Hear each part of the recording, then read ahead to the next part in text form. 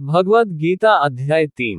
दोस्तों, आज हम भगवद गीता के तीसरे अध्याय के बारे में पढ़ेंगे जिसका नाम है कर्म योग। इससे पहले हमने भगवद गीता के दूसरे अध्याय सांख्य योग को पढ़ा था।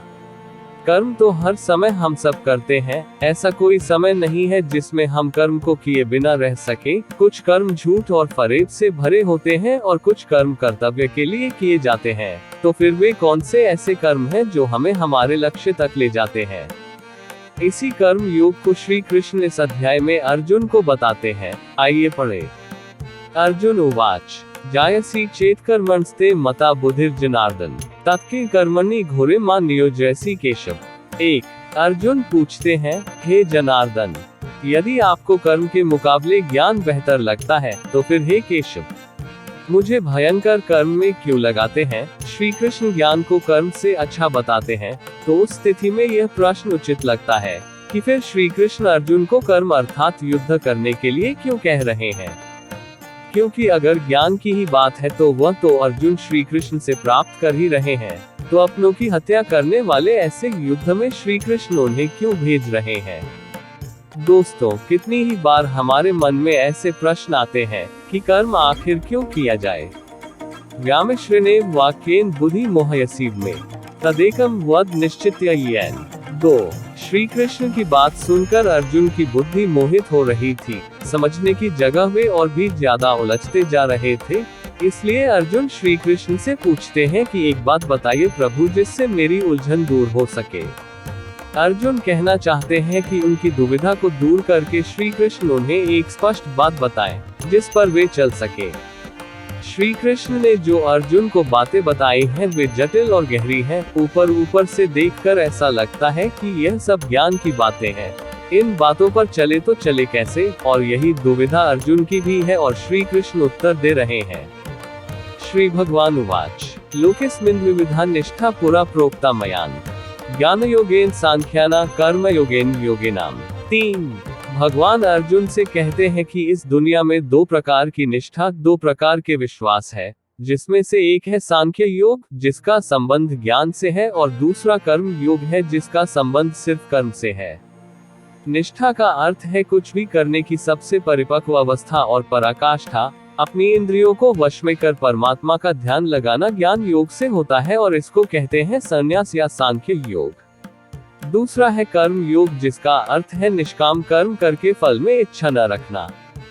न कर्मणां नरं निष्कर्म्यं पुरुषोश्नुते न च संन्यासनादेव सिद्धि समाधिगच्छति। 4। मनुष्य न तो कर्मों का शुरू किए बिना निष्कर्मता को अर्थात योग निष्ठा को प्राप्त होता है और न कर्मों के केवल छोड़ देने से सिद्धि अर्थात सांख्य निष्ठा को ही प्राप्त होता है। दोस्तों, ऐसा नहीं कि आप कर्म करें ही न और खुद को सन्यासी कहें, ऐसे तो दुनिया चल ही नहीं पाएगी।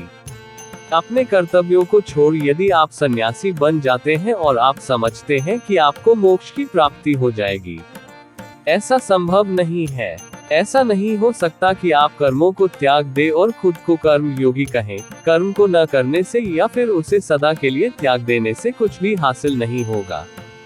न ही कश्चित् क्षणमपि जातु तिष्ठत्य कर्मकृत् कार्यते ह्यवशः कर्म सर्वः प्रकृतिजैर्गुणयः। 5। ऐसा ही नहीं सकता कि मनुष्य किसी भी काल में क्षण मात्र भी बिना कर्म किए रह जाए।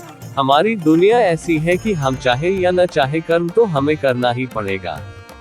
कर्म न करना भी कर्म करना ही है। जिस तरह से हम इस दुनिया में आए हैं, जिस तरह से प्रकृति ने हमें बनाया है, उसका गुण यही है कि हम हर समय कर्म करें। प्रकृति में कभी कुछ भी रुकता नहीं है, सांस से चलती है, समय चलता है, जीवन का चक्र चलता रहता है और जब तक जीवन रहेगा तो कर्म भी रहेगा। इसलिए यह आवश्यक है कि कर्म को समझा जाए और उसे समझ के उसे किया जाए। कर्मेंद्रियाणि संयम्य ये आस्ते मनसा स्मरण इंद्रियार्थान विमूढ़ात्मा मिथ्याचारः स उच्यते। 6। जो सिर्फ दिखावे के लिए अपनी इंद्रियों को ऊपर से रोककर परंतु अंतर्मन से हमेशा उन्हीं के बारे में सोचता है, वह मिथ्याचारी अर्थात ढोंगी कहा जाता है, यानी झूठा और घमंडी। उदाहरण के लिए जैसे कोई व्यक्ति खाना खाने से मना कर दे लेकिन अंदर ही अंदर खाने के बारे में ही सोचता रहे, तो यह किस तरह का उपवास हुआ? इसे व्रत नहीं माना जाएगा। कितने ही साधु सन्यासी आपको मिलेंगे जो कहते हैं कि उन्होंने दुनिया को त्याग दिया है, कर्म को त्याग दिया है, परंतु अगर उनके मन में अभी भी इस दुनिया के लिए इच्छा है तो श्री कृष्ण उन्हें झूठा और पाखंडी बताते हैं। यस्त्वेन्द्रियाणि मनसा नियम्यारभते अर्जुन कर्मेंद्रियैः कर्मयोगं त्यक्तः स विशिष्यते। 7 हे अर्जुन, जो पुरुष सच्चे मन से इंद्रियों को वश में करके उनसे बिना लगाव लगाए कर्म करता है, वही कर्म योग का पालन करता है और वही श्रेष्ठ है। श्री कृष्ण एक तरह से चेतावनी दे रहे हैं कि इंद्रियों को तो वश में करना ही है, लेकिन मन का उन इंद्रियों से किसी भी तरीके से लगाव नहीं होना चाहिए और उसे ही कर्मयोग माना जाएगा। जब इंद्रियां वश में होती हैं तो आप कुछ भी करने में संभव होते हैं, किसी भी तरह की बाधा आपको आपका कर्म करने से रोक नहीं सकती है, और अगर आप इंद्रियों के वश में हैं तो फिर वह स्वादिष्ट खाने की खुशबू ही क्यों न हो, कोई रूप सी नारी ही क्यों न हो, आसपास का शोर ही क्यों न हो, हर बाधा आपको आपका कर्म करने से रोकेगी। नियतम कुरु कर्म त्व कर्म ज्यायो ह्यकर्मणः शरीरयात्रापि च ते न प्रसिद्धेत कर्मणः। 8 हे अर्जुन, तुम केवल कर्तव्य निभाओ, क्योंकि कर्म न करने के मुकाबले कर्म करना बेहतर है, और तुम्हारे कर्म न करने से तुम्हारा जीवित रहना भी तो संभव नहीं है। अर्थात तुम शास्त्र उठाओ और युद्ध करो, अपना कर्म करो, क्योंकि यह कर्म न करने से कहीं ज्यादा अच्छा है। कहने का तात्पर्य यह है कि कर्म तो बहुत सारे हैं, परंतु उसमें से एक चुना हुआ है, उसी चुने हुए कर्म को ही निर्धारित कर्म कहते हैं। अपनी मर्जी से अगर आप कर्म चुन लेंगे तो उसे निर्धारित नहीं माना जाएगा। आपको अपना कर्तव्य समझकर अपना कर्म चुनना होगा, अथवा जो कर्म आपको मिला है उसे अपना कर्तव्य समझकर निभाना होगा। कर्म बंधन तदर्थ कर्म कौन्तेय मुक्तस्ंगः समाचर। 9 इस श्लोक में श्री कृष्ण पूरे समाज में भलाई वाले कर्म को समझा रहे हैं। यज्ञ वह होता है जिसमें सब शामिल होते हैं। श्री कृष्ण कहते हैं कि यज्ञ के लिए किए जाने वाले कर्मों से ही ये मनुष्य समुदाय कर्मों से बंधता है। इसलिए हे अर्जुन, तुम इच्छाओं को छोड़कर उस यज्ञ के निमित्त ही कर्म करो। यज्ञ अर्थात समाज की भलाई के लिए किया गया निस्वार्थ कार्य। हमको भी अपने कर्तव्यों को यज्ञ समझ के कार्यों में अपना योगदान देना चाहिए, जिससे समाज का भला हो सके। इसे ही आप निर्धारित कर्म ही मानिए। सहयज्ञाः प्रजाः सृष्ट्वा पुरोवाच प्रजापति अनेन प्रस्विष्यध्वमेश। 10 प्रजापति ब्रह्मा ने इस दुनिया की शुरुआत में यज्ञ को रचकर अपनी प्रजा से कहा कि तुम लोग इस यज्ञ द्वारा इस वृद्धि को प्राप्त हो, और यह यज्ञ तुम लोगों को इच्छित भोग प्रदान करेगा। घरों में जो यज्ञ किए जाते हैं उन्हें एक धार्मिक कर्म कांड न समझकर उसका महत्व समझना चाहिए। यज्ञ हमारे संस्कारों का संगठित रूप है। संस्कार का अर्थ है कार्य करने का सबसे उत्तम तरीका। यज्ञ से हम हर विधि को या संस्कार को उचित तरीके से पूरा कर कर्म को शुरू करते हैं। यज्ञ एक तरीके से हमें राह दिखाता है। अगर आगे भी संस्कारों का पालन होगा तो हमारा ध्येय जरूर पूरा होगा। देवान् भावयतानेन्ते देवा भावयन्तु वः परस्पर भावयन्तः श्रेयः परम वाप्स्यत्। 11 ब्रह्मा कहते हैं कि यज्ञ से सब लोगों को देवताओं को खुश करना चाहिए, और वे देवता खुश होकर हम सब की भलाई करेंगे। इस प्रकार निस्वार्थ भाव से एक दूसरे को उन्नत करते हुए तुम लोग परम कल्याण को प्राप्त हो जाओगे। यज्ञ देवताओं को खुश करने का तरीका है, और उसके बदले में देवता आप सबको खुश रखते हैं, आपकी उन्नति करते हैं। इसलिए काम को शुरू या कोई शुभ कार्य करने से पहले ईश्वर का नाम लेने का विधान है। यही ईश्वर का नाम जब सही तरीकों या सही पद्धति के साथ किया जाता है तो उसे यज्ञ कहते हैं। यज्ञ को अपने और देवताओं के बीच का एक माध्यम मान लीजिए, जिससे दोनों के बीच संबंध बना रहता है। इष्टान भोगान ही वो देवा दास्यन्ते यज्ञ भाविता तैर्दतान प्रदायैभ्यो यो भुङ्क्तेस्तेन एवसः। 12 यज्ञ करके जब आप देवताओं की पूजा करते हैं तो वे आपके बिना मांगे ही आपकी सभी इच्छाओं को पूरा कर देते हैं। लेकिन जो यज्ञ नहीं करता और उस यज्ञ से देवताओं को प्रणाम नहीं करता, लेकिन फिर भी अपनी इच्छाओं को पूर्ण करना चाहता है, उन्हें चोर समझना चाहिए। कुछ करने से कुछ मिलता है और कुछ देने से कुछ मिलता है। बिना अर्घ चढ़ाए या बिना पूजा किए अगर कोई चाहता है कि उसकी इच्छा पूरी हो जाए, बिना कोई काम किए अगर कोई सोचे कि उसका काम बन जाए, तो इसे बेईमानी या चोरी ही तो कहा जाएगा। यज्ञशिष्टाशिनः संतो मुच्यन्ते सर्वकिल विषय भुंजते ते त्वघ पापा ये पचन्त्यात्म कारणात्। 13 यज्ञ से बचे हुए अन्न को खाने वाले श्रेष्ठ पुरुष सब पापों से मुक्त हो जाते हैं, और जो पापी लोग अपना शरीर पोषण करने के लिए ही अन्न पकाते हैं वे तो पाप को ही खाते हैं। हम क्या सिर्फ खाना खाकर जिंदा रहने और फिर मृत्यु को प्राप्त हो जाने के लिए ही पैदा होते हैं? ऐसे जीवन का क्या मतलब? अपने जीवन का उद्देश्य हमें समझना होगा। इस ब्रह्मांड में हम क्यों हैं, क्यों हमें ईश्वर या मोक्ष को प्राप्त करना है, ये हमें समझना है, और वह समझने के लिए ही यज्ञ जैसे अनुष्ठान किए जाते हैं। जो लोग यज्ञ और ईश्वर को याद किए बिना सिर्फ अपने जिंदा रहने में लगे रहते हैं, उन्हें चोर समझना चाहिए। अन्नात् भवन्ति भूतानि पर्जन्यादन्न संभव यज्ञात् भवति पर्जन्यो यज्ञः कर्मस्मुद्भवः। 14 कर्म ब्रह्मोद्भव विद्धि ब्रह्माक्षर स्मोद्भवम् तस्मात् सर्वगतम ब्रह्म नित्यम यज्ञ प्रतिष्ठितम। 15 अगर अन्न खत्म हो जाए तो सब खत्म हो जाएंगे। संपूर्ण प्राणी जगत हर कोई अन्न से उत्पन्न होते हैं। अन्न की उत्पत्ति वर्षा से होती है, और वर्षा यज्ञ से होती है, और यज्ञ कर्मों से होते हैं, और कर्मों की उत्पत्ति वेदों से। हमारी संस्कृति का सारा ज्ञान वेदों से ही तो आया है। कर्म क्या है उसकी परिभाषा भी वेद से आई है, और वेद परमपिता परमात्मा से उत्पन्न हुए हैं। वेद ईश्वर से आया हुआ ज्ञान है। वेद से आगे और वेद से बड़ा कुछ भी नहीं है। दोस्तों, इससे यह सिद्ध होता है कि यज्ञ और ईश्वर में सीधा संबंध है।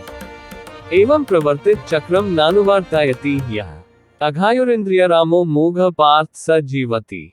16 श्री कृष्ण कह रहे हैं, हे पार्थ, जो पुरुष परंपरा से नहीं चलता, जो सृष्टि चक्र और प्रकृति के नियमों के अनुसार नहीं चलता, अर्थात जो अपने कर्तव्यों का पालन नहीं करता, वह इंद्रियों के द्वारा भोगों में रमण करने वाला पापयुक्त पुरुष व्यर्थ ही जीता है। ऐसा इंसान सिर्फ इंद्रियों के वश में रहकर ही जिंदा रहता है, जीता है और मृत्यु को प्राप्त हो जाता है। उसके जीवन मृत्यु का चक्कर चलता ही रहता है। ऐसे इंसान के जीने और मरने का कोई मतलब नहीं है। वेदों में और ग्रंथों में ज्ञान और नियम बनाए हैं, उनका मतलब है, और उस मतलब के अनुसार हमें अपना जीवन जीना चाहिए। यस्त्वात्मरतिरेव स्यादात्मतृप्ताश्च मानवः आत्मन्येव च संतुष्टस्तस्य कार्यम न विद्यते। 17 श्री कृष्ण कहते हैं कि जो मनुष्य आत्मा में ही रमण करने वाला, आत्मा में तृप्त और संतुष्ट हो, उसके लिए कोई कर्तव्य नहीं है। आत्मा का अर्थ यहाँ सबसे बड़ा सच है, और जो सत्य को समझता है, सत्य में ही खुश होकर ही रहता है, उसके लिए कोई कर्तव्य नहीं है। जिसको ज्ञान प्राप्त हो चुका है, जो जीवन की सच्चाई जान चुका है, सिर्फ वो ही ऐसा है जिसके लिए कर्तव्य का कोई मतलब नहीं है। लेकिन ऐसा कोई लाखों करोड़ों में एक होता है, बाकी हम सब के लिए कर्तव्य ही सब कुछ है। संजय उवाच नैव तस्य कृतेनार्थो न कृतेने कश्चन न चास्य सर्वभूतेषु कश्चिदर्थ विपाश्रय। 18 संजय श्री कृष्ण के ज्ञान को हमें आगे बता रहे हैं कि ऐसे महापुरुष जो आत्मा को और सत्य को जान चुके हैं, उनके लिए कर्म करने का कोई प्रयोजन रहता ही नहीं है। ऐसे महापुरुष कर्म के बंधन से छूट चुके हैं, क्योंकि ये ज्ञानी इस दुनिया और ईश्वर को समझ चुके हैं। इनका स्वार्थ से कोई मतलब नहीं रहता है, इसलिए ये महापुरुष हमारे जैसे लोगों से बिल्कुल अलग हैं। इन पर वे नियम लागू नहीं होते हैं जो हमारे जैसे दुनियादारी में लगे हुए लोगों में लागू होते हैं। दोस्तों, इसे कुछ ऐसे समझिए कि जिसे ईश्वर मिल गया हो उसे फिर और क्या चाहिए, वो फिर कोई और कर्म क्यों करे। तस्मास्तः सततम कार्यम कर्म समाचर असक्तो ह्याचरन् कर्म परमाप्नोति पुरुषः।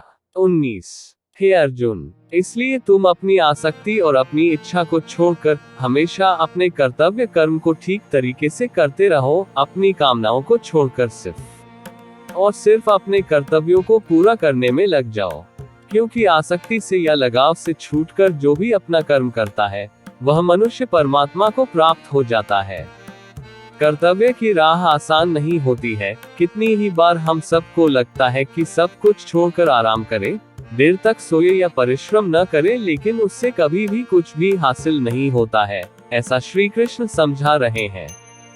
कर्मण्येव हि संसिद्धिमास्थिता जनकादयः लोक संग्रह में वापि संपश्यन् कर्तुमर्हसि। 20 बहुत से ऐसे लोग हैं जो कर्म करते हुए ही परम सिद्धि को प्राप्त हुए थे। बहुत से ज्ञानी महापुरुष तो ऐसे होते हैं जो आत्मा की सच्चाई को पहचान जाते हैं, लेकिन बाकी लोगों के लिए अगर उन्हें जीवन में कुछ करना है तो सिर्फ कर्म ही एक रास्ता है।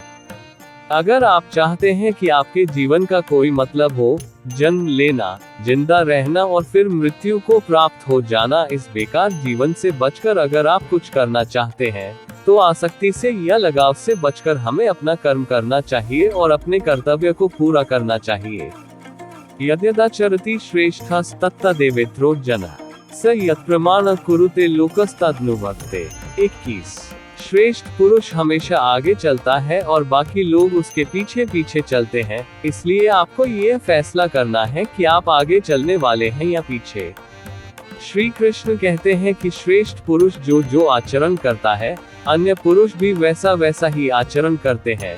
वो जो कुछ प्रमाण कर देता है, समस्त मनुष्य समुदाय उसी के अनुसार बरतने लग जाता है। कहने का यह अर्थ है कि जो हमारे आदर्श होते हैं, हम उन्हीं का अनुसरण करते हैं। किसी भी क्षेत्र में ऐसे लोग होते हैं जो उसमें सर्वश्रेष्ठ होते हैं और पूरी दुनिया उन्हीं के जैसा करने की कोशिश करती रहती है। आदर्श एक होता है और उसके अनुसरण करने वाले बहुत सारे होते हैं। न मे पार्थास्ति कर्तव्यम त्रिषु लोकेषु किंचन नान्वाप्तम वाप्तव्यम वर्त एव च कर्मणि। 22। श्री कृष्ण कहते हैं, हे अर्जुन, मेरा इन 3 लोकों में कुछ भी कर्तव्य नहीं है और न ही ऐसी कोई वस्तु है जिसे मैं प्राप्त नहीं कर सकता, तो भी मैं कर्म में ही बरतता हूँ। दोस्तों, श्री कृष्ण से बड़ा कौन आदर्श हो सकता है, लेकिन वे भी कर्म करते हैं। वे भी कर्म करते हुए अपने कर्तव्य का निर्वाह करते हैं। श्री कृष्ण ने महाभारत में भाग लेने से मना नहीं किया। उनकी नारायणी सेना कौरवों के साथ थी, लेकिन वे खुद अर्जुन व पांडवों के साथ। जब श्री कृष्ण अपना कर्म करके अपने कर्तव्यों को पूरा कर रहे हैं, तो हम कौन होते हैं और हम अपना कर्म क्यों न करें। यदि यह न वर्तेयम जातु कर्मण्यतन्द्रितः मम वर्तमानुवर्तन्ते मनुष्याः पार्थ सर्वशः।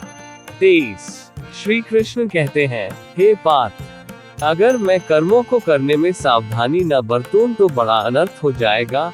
हर श्री कृष्ण का अनुसरण करता है और अगर आदर्श या भगवान ही कुछ नहीं करेंगे तो मनुष्य तो सब कुछ करना ही छोड़ देंगे।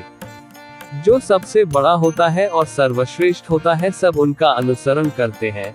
और अगर श्री कृष्ण ये सोचते कि मैं तो भगवान हूँ और मैं कर्म नहीं करूँगा, तो उन्हें किसी और को ज्ञान देने का क्या अधिकार रह जाता। ईश्वर होते हुए भी उन्होंने अपने हर कर्म का पालन किया, कर्म से कभी भी पीछे नहीं हटे। उनके पद चिन्हों में ही हमें चलना है और सर्वश्रेष्ठ बनने की कोशिश करनी है। यदि उत्सीदेयुरिमे लोका न कुर्या कर्म चेदहम संकरस्य च कर्तास्यामुपहन्यामिमाः प्रजाः। 24। श्री कृष्ण बताते हैं कि यदि मैं कर्म न करूं तो ये सब मनुष्य नष्ट भ्रष्ट हो जाएं और मैं संकर्ता का करने वाला होऊंगा तथा मेरी वजह से सारी प्रजा नष्ट हो जाएगी।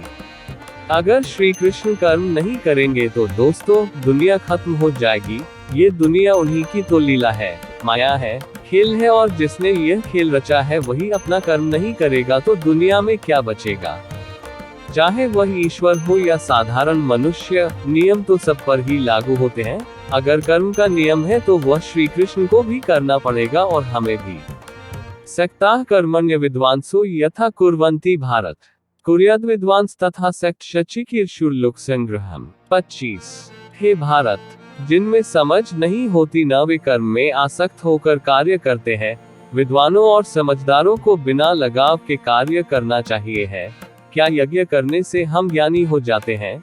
कर्म को सही विधि से करने से क्या हम ज्ञानी हो जाते हैं? नहीं, ऐसा नहीं है। हमें कर्म करना, उसमें आसक्ति या लगाव नहीं करना है और ऐसा करना आसान नहीं है। अगर ऐसा कोई ज्ञानी जिसका कर्मों से कोई लेना देना नहीं है, जैसे कि कोई साधु या संत जिसका कि किसी कर्म से आसक्ति नहीं है, तो ऐसे लोगों को समाज सेवा में लग जाना चाहिए। यह उनके लिए कहा गया है जो सोचते हैं कि दुनिया को छोड़कर सन्यासी बनने से उन्हें भगवान की प्राप्ति हो जाएगी। न बुद्धि भेदम जन्यत ज्ञाना कर्म संज्ञानम जोषेत सर्व कर्माणि विद्वान युक्तः समाचरण। 26। जो ज्ञानी है और जिन्हें ईश्वर की सच्चाई ज्ञात हो गई है, उनकी यह जिम्मेदारी बन जाती है कि उनके कार्य करने के तरीके से किसी दूसरे के मन में कर्म को लेकर अश्रद्धा, अपमान यह सब पैदा न हो जाए। आप किसी ज्ञानी को देख यह सोच सकते हैं कि वे कुछ करते ही नहीं तो मैं भी न करूं, इसलिए ये उन महापुरुषों और ज्ञानियों के लिए जरूरी है कि वे ऐसा उदाहरण सामने रखें जिससे हर कोई अपना कर्म और अपना कर्तव्य करने के लिए प्रेरित हो। दोस्तों, यदि किसी साधु को देखकर सब लोग अपना परिवार छोड़ सन्यासी बन जाएंगे तो दुनिया नहीं चल पाएगी। प्रकृते क्रियमाणानि गुणैः कर्माणि सर्वशः अहंकार विमूढ़ात्मा कर्ता हमिति मान्यते। 27। हर व्यक्ति की अपनी एक प्रकृति होती है और अपनी उस प्रकृति के अनुसार ही वह कर्म करता है। हर कर्म उस प्रकृति के गुण के हिसाब से ही होता है। जिसके अंदर घमंड भरा होता है वह ये सोचता है कि मैं ही करता हूँ, अर्थात करने वाला मैं ही हूँ, और ऐसा सोचने वाले को अज्ञानी कहा गया है। आप जो भी कार्य करते हैं उस कार्य को करवाने वाली आपकी प्रकृति होती है और उसके गुण होते हैं। कितनी ही बार ऐसा होता होगा कि गुस्से में आप कुछ ऐसा कर जाते हैं जो आप नहीं करना चाहते थे, वो आपका क्रोध आपसे करवा देता है। सोचिए और समझने की कोशिश करिए कि आपकी प्रकृति क्या है। तत्त्ववित्तु महाबाहो गुण कर्म विभागयोः गुणा गुणेषु वर्तन्ते इति मत्वा न सज्जते। 28। यहाँ पर श्री कृष्ण ने बहुत ही गहरी बात कही है। सात्विक, राजसिक और तामसिक 3 तरह की प्रवृत्तियां होती हैं। फिर उनके गुण विभाग और कर्म विभाग होते हैं। इन्हीं गुणों के वजह से आप कर्म करते हैं। जैसे अगर तामसिक गुण रहेगा तो आप आलस या नींद या फिर इसी तरह के बुरे कर्म करेंगे। राजसिक गुण वाला हर बात में बहादुरी और शौर्य दिखाएगा, और जो ज्ञानी होते हैं वे जानते हैं कि यही गुण उनसे कर्म करवा रहे हैं, और हम जैसे ज्यादातर लोग जो ज्ञानी नहीं होते वो समझते हैं कि सब कुछ वे ही कर रहे हैं। प्रकृतिर्गुण समुदाः सज्जन्ते गुण कर्मसु तान् कृत्स्नविदो मंदान् कृत्स्नविन् विचाल्येत। 29। कर्म में लगे हुए ज्ञानियों को ये जानना चाहिए कि गुण ही उनसे कर्म करवाते हैं, वे खुद कुछ भी नहीं करते, और ज्ञानी जब इस बात को समझ ले तो ये उनकी जिम्मेदारी होती है कि वे अज्ञानियों को समझाएं कि कर्म ही उनका धर्म है। ज्ञानी अर्थात कि पहुँचे हुए लोग, ये लोग जान जाते हैं कि उनके अंदर के गुण आते जाते रहते हैं और बदलते रहते हैं, और इन्हीं के अनुसार उनके कर्म भी बदलते रहते हैं। इसलिए वे उन कर्मों को करने वाला खुद को कभी नहीं मानते हैं। वे बस कार्य करते हैं और बाकी सब ईश्वर को सौंप देते हैं, और हमें भी कार्य करके बाकी सब ईश्वर पर छोड़ देना चाहिए। मयि सर्वाणि कर्माणि संन्यस्याध्यात्मचेतसा निराशीर्निर्ममो भूत्वा युध्यस्व विगतज्वरः। 30। श्री कृष्ण अर्जुन से कहते हैं कि तुम मुझ अंतर्यामी परमात्मा में अपने सारे कर्मों को अर्पण कर दो, आशा को छोड़, ममता को छोड़, दुख को दूर करके युद्ध करो। दोस्तों, अपने सारे कर्मों को हमें भगवान को सौंप देना चाहिए। कोई आशा नहीं, कोई ममता नहीं और कोई दुख नहीं, कुछ भी भाव नहीं होना चाहिए। तुम जाओ और बस युद्ध करो, इसी को आप सफलता का सार मान लीजिए। ये मे मतमिदं नित्यमनुतिष्ठन्ति मानवाः श्रद्धावन्तोऽनुसूयन्तो मुच्यन्ते तेपि कर्मभिः। 31। जीवन का लक्ष्य मोक्ष प्राप्त करना है, जीवन और मृत्यु के चक्कर से बचना। निष्काम कर्म का अगला कदम वही होगा। श्री कृष्ण यही कहते हैं कि जो मनुष्य दोष दृष्टि से रहित और श्रद्धा युक्त होकर मेरे इस मत का सदा ही अनुसरण करेगा, वह सारे कर्मों के बंधन से छूट जाएगा। जो भी कोई सुख दुख और मोह माया को छोड़ अपने कर्म को मुझ में अर्पण करता है और कर्म को सच्चे मन से करता है, वह कर्म के सारे बंधनों से छूट जाता है, और कर्म के बंधन से छूटने का अर्थ है जन्म और मृत्यु के चक्कर से बचना। ये त्वेतदभ्यसूयन्तो नानुतिष्ठन्ति मे मतम् सर्वज्ञान विमूढ़ास्तान् विद्धि नष्टान् चेतसः। 32। श्री कृष्ण कहते हैं कि कई लोग घमंड करके खुद को बहुत बड़ा समझते हैं। उन्हें लगता कि वही सब करते हैं, सब कुछ वही करते हैं। उन्हें नहीं लगता कि उन्हें अपना कर्म भगवान को अर्पण करना चाहिए। ऐसे लोग अपने झूठे ज्ञान में ही मस्त रहते हैं। श्री कृष्ण उन्हें मूर्ख बताते हुए उनसे दूर रहने की सलाह दे रहे हैं। आपको अपने चारों तरफ कई सारे घमंडी दिख जाएंगे, जिन्हें लगता है कि वे कुछ गलत नहीं कर रहे हैं। अपने धन और घमंड के अहंकार में वे किसी की बात सुनने तक को तैयार नहीं होते हैं। हम आपसे यह कहना चाहेंगे कि आप उन्हें मूर्ख समझकर उनसे दूर ही रहें। सदृशम चेष्टते स्वस्याः प्रकृतेर्ज्ञानवान्ति प्रकृतिं यान्ति भूतानि निग्रह किं करिष्यति। 33। सभी प्राणी प्रकृति को प्राप्त होते हैं, अर्थात अपने स्वभाव से मजबूर होकर कर्म करते हैं। ज्ञानवान भी अपनी प्रकृति के अनुसार कोशिश करता है, फिर इसमें किसी का हट क्या करेगा। श्री कृष्ण यह समझा रहे हैं कि हर प्राणी का अपना एक स्वभाव होता है, सभी उसी के चलते कार्य करते हैं। जो ज्ञानी है, जो सब कुछ जानते हैं, उनसे भी कार्य उनकी प्रवृत्ति ही कराती है। इसमें किसी का हट और जिद कुछ भी नहीं कर पाएगी। अगर आप कोशिश करेंगे कि किसी से उसकी प्रवृत्ति के विरुद्ध काम करवा लेंगे, तो आप सिर्फ अपना समय ही व्यर्थ करेंगे। इंद्रियस्येन्द्रियस्यार्थे रागद्वेषौ व्यवस्थितः तयोर्वशमागच्छेत् तौ ह्यस्य परिपन्थिनो।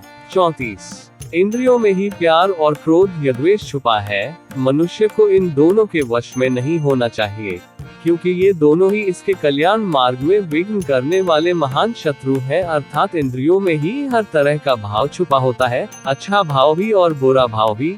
अच्छे और बुरे दोनों भावों में हमें नहीं फंसना चाहिए, क्योंकि इसी फंसने से ही हमारे मोह की शुरुआत होती है और फिर इन इंद्रियों के चक्कर में हम फंसते हुए चले जाते हैं और कभी भी निकल नहीं पाते। काम, क्रोध, लोभ और मोह को हमें अपना शत्रु मानना चाहिए।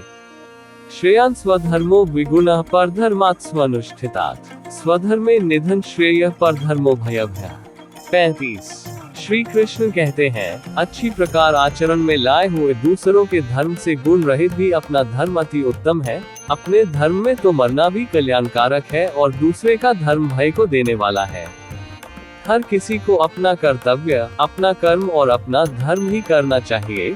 श्री कृष्ण कहते हैं, यदि अपने धर्म के लिए मरना भी पड़े तो भी अच्छा है, लेकिन किसी दूसरे धर्म को स्वीकार नहीं करना चाहिए। कोई बेहद कमजोर, जिसे खुद पर विश्वास न हो, दूसरे के धर्म को अपनाता है, जिसमें थोड़ा सा भी आत्मसम्मान होता है, वह कभी किसी दूसरे धर्म को नहीं अपनाता।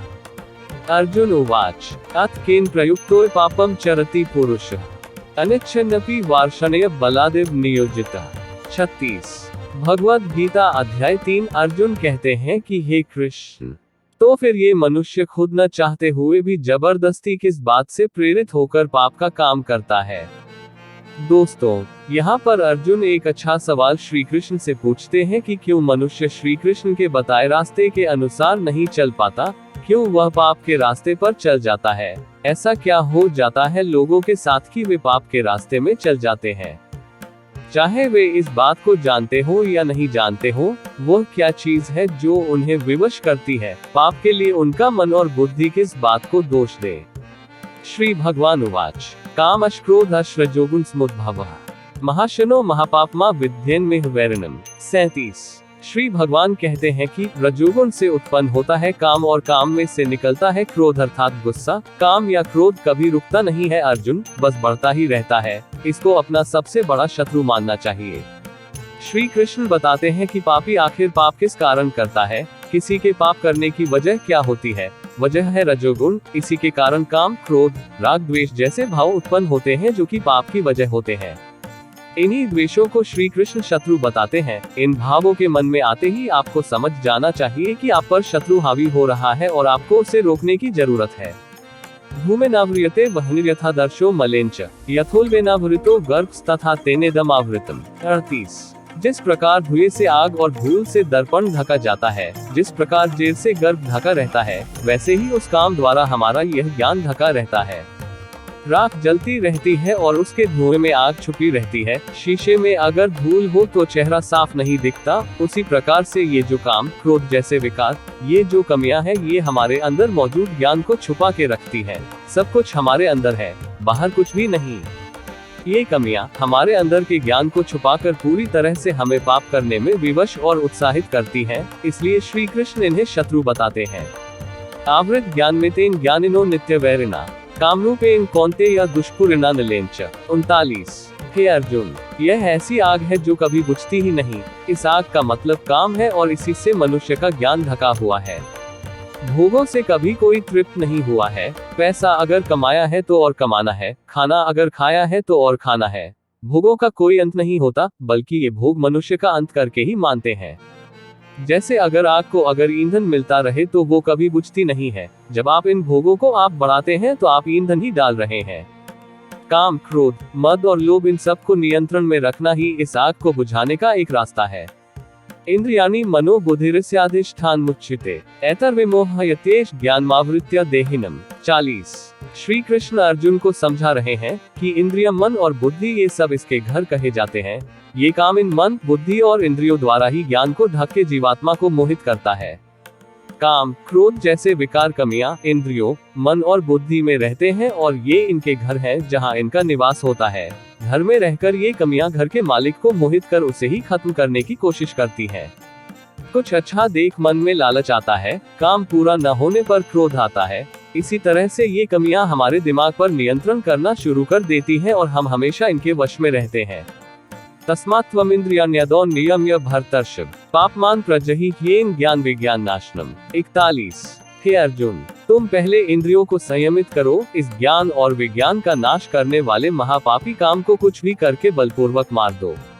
श्री कृष्ण अर्जुन को सलाह देते हैं कि इससे पहले कि ये काम, क्रोध जैसे शत्रु तुम पर कब्जा कर ले, तुम अपनी इंद्रियों को वश में करके अपने काम, क्रोध को मार दो। ये काम और क्रोध ही है जो हमारे अंदर ज्ञान को खत्म कर उसमें शंका भरते हैं, हमें हमारे रास्ते से भटकाते हैं।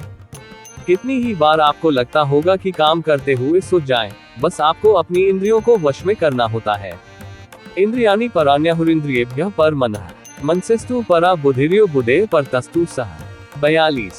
इंद्रियों को स्थूल शरीर से बेहतर, बलवान और श्रेष्ठ कहते हैं। इन इंद्रियों से बेहतर मन है, मन से भी बेहतर बुद्धि है और जो बुद्धि से भी बड़ा है वो आत्मा है।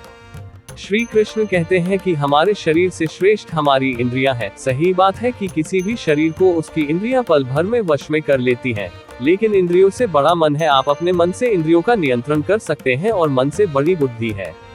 दोस्तों, यह गहरी बात है, इस बात को ध्यान में रखिएगा। अभी तक सबसे बड़ी है बुद्धि और बुद्धि से बड़ी आत्मा है और इसी आत्मा को समझने का यह सारा खेल है।